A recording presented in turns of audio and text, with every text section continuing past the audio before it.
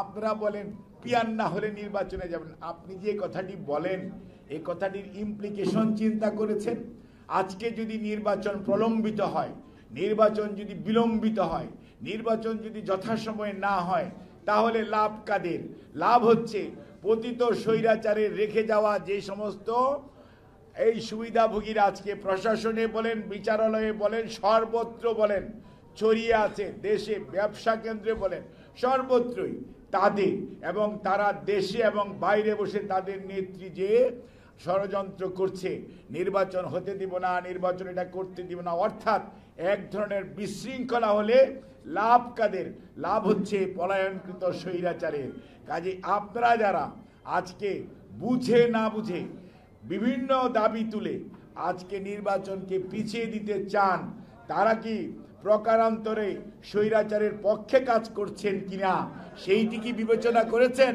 আজকে যদি স্বৈরাচারের পক্ষে কাজ করেন এবং আপনাদের কর্মসূচির কারণে যদি আজকে কোনো কারণে এই দেশের নির্বাচন হবে কি হবে না এটি নিয়ে মানুষের মধ্যে এক ধরনের আশঙ্কা জমে, তাহলে লাভবান হবে পলায়নকৃত স্বৈরাচার। সেটির জন্য কি আপনারা 2024-এর 36শে জুলাই করেছিলেন? কাজে আমি এখনো বলবো, ভাইয়েরা বুঝার চেষ্টা করেন, ক্রীড়ানকের ভূমিকায় দয়া করে লাভ দিয়ে পড়বেন না। আর যারা কথা বলেন, যাদের কোনো অতীত ট্রেক রেকর্ড নাই, যাদেরকে জনগণ কোনো অবস্থাতেই কোনো কিছু দায়িত্ব দেয় নাই, সেই সমস্ত মানুষগুলো যখন কথা বলেন তাদের বোঝা উচিত আপনাদের অতীত অভিজ্ঞতার কত অপরিপক্কতা আছে, যেই জন্য আপনারা যেটি বলেন সেইটির পরবর্তী যে ফলটা আসবে সেটি স্বৈরাচারের পক্ষে চলে যাবে এবং দেশ একটি ভয়ঙ্কর বিপদের দিকে এগিয়ে যাবে। সর্বোচ্চ গ্যাস সাশ্রয়, যমুনা গ্যাস স্টোভ, আধুনিক, নিরাপদ ও দীর্ঘস্থায়ী। আপনারা কি এভাবে গত 16 বৎসর গণতন্ত্রকামী আন্দোলন, গণতন্ত্র প্রতিষ্ঠার আন্দোলনে যারা শহীদ হয়েছে তাদের প্রতি সুবিচার করব? যারা পঙ্গু হয়েছে, যারা আহত হয়েছে তাদের প্রতি কি আমরা সুবিচার করব? যদি স্বৈরাচারের এই পুনরায় প্রত্যাবর্তনের পথকে আমরা প্রশস্ত করি, তাহলে আমাদের এই বিভাজন আমাদেরকে আগামী প্রজন্মের কাছে যে প্রশ্নবোধক চিহ্নের সম্মুখীন করবে, সেই দায়িত্ব নিতে কি আদৌ আমরা প্রস্তুত? কাজেই যারা আজকে কথা বলছেন, আমি সবার প্রতি শ্রদ্ধা এবং সম্মান রেখেই বলতে চাই, আপনারা দয়া করে দেয়ালের লিখন পড়তে শিখুন, রাজনীতিকে রাজনীতি দিয়ে মোকাবেলা করুন। কোনো অবস্থাতেই গায়ের জোরে কোনো কিছু চাপিয়ে দেওয়ার চেষ্টা করবেন না। গায়ের জোর থাকা ভালো, গায়ের জোর কোন পারপাসে আপনি ব্যবহার করবেন সেটি কিন্তু আপনার মনে রাখতে হবে। গায়ের জোর যদি আপনি ন্যায়ের জন্য করেন, আপনাকে মানুষ সাধুবাদ জানাবে। গায়ের জোর যদি আপনি অন্যায়ের জন্য প্রতিষ্ঠা করার জন্য ব্যয় করেন, মানুষ কিন্তু আপনাকে সাধুবাদ জানাবে না, তখন মানুষ আপনাকে বলবে আপনি উগ্রপন্থা অবলম্বন করছেন। কাজেই মনে রাখতে হবে, আপনার কথা বলার অধিকার আছে, কিন্তু কথা শোনারও আপনার মানসিকতা থাকতে হবে। তা যদি না হয় তাহলে এই দেশে গণতন্ত্র হবে না। আর গণতন্ত্র যদি না হয়, মানবাধিকার বলেন আর কি বলে যে আপনার গণতন্ত্র যদি না হয় তাহলে মানবাধিকার থাকবে না। আর এই গণতন্ত্র মানবাধিকার যদি প্রয়োগ করতে হয়, আনতে হয়, জনগণকে তার ভোটাধিকার প্রয়োগ করার সুযোগ দিতে হবে। জনগণ কি জানে? ওই যে একটা কথা একজন বলেছিলেন, ভোট দিলাম পটুয়াখালীতে, লোক আসলো সিঙ্গাপুর থেকে।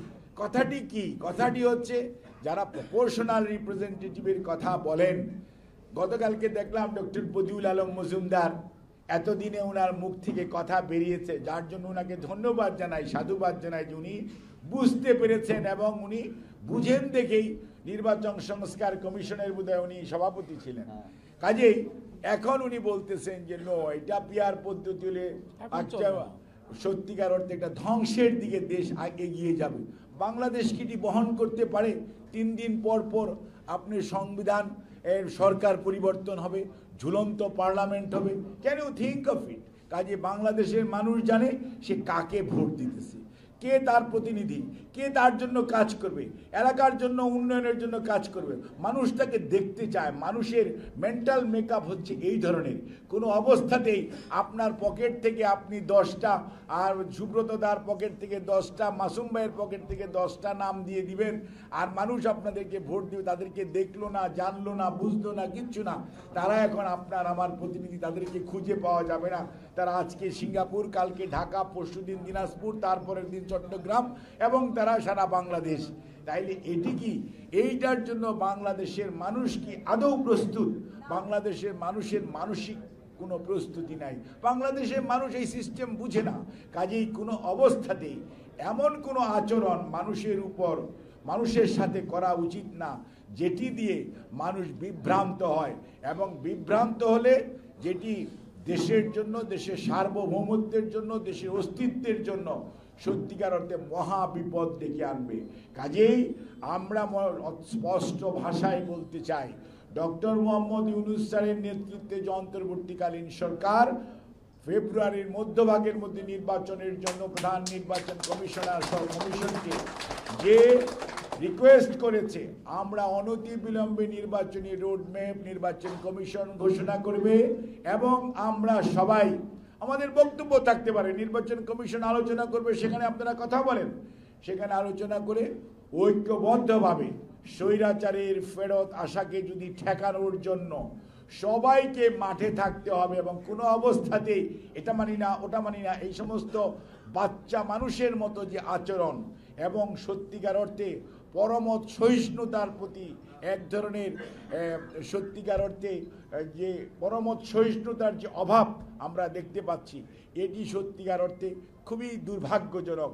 এবং বিভিন্নভাবে ট্যাগিং করার চেষ্টা করা হচ্ছে। আমরা বলতে চাই না, আমরা কাউকে কোনো ট্যাগিং করতে চাই না। আমরা শুধু এটুকুই বলতে চাই, আসেন সবাই মিলে জনগণের কাছে যাই। জনগণের নির্বাচিত প্রতিনিধিরাই আগামী দিনে সিদ্ধান্ত নেবে এই দেশের শাসন ব্যবস্থা কিভাবে চলবে, দেশ কিভাবে পরিচালিত হবে। তখন ওখানে আলোচনা করা যাবে, ডিবেট করা যাবে, পরবর্তী নির্বাচন কিভাবে আপনারা করবেন। যেটা জনগণ চাইবে, যেটা জনগণ মানবে, যেটা জনগণ ভালো মনে করবে, সেটাকে জনগণ গ্রহণ করবে। জনগণের প্রতি আস্থা রাখুন। জনগণকে অনাস্থায় নিলে কি পরিণতি হয় 36শে জুলাই দেখেছেন। কাজেই দয়া করে সেটির পুনরাবৃত্তির চেষ্টা করবেন না।